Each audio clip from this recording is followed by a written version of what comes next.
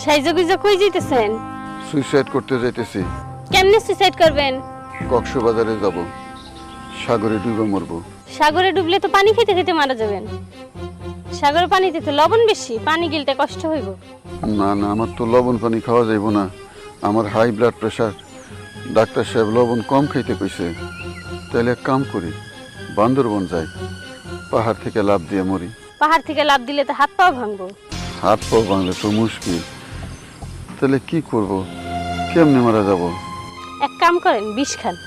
বিষ খাবো কেমনে? আমার তো গ্যাস্ট্রিক, বিষ খাইলে গলা বুক জ্বলবো না?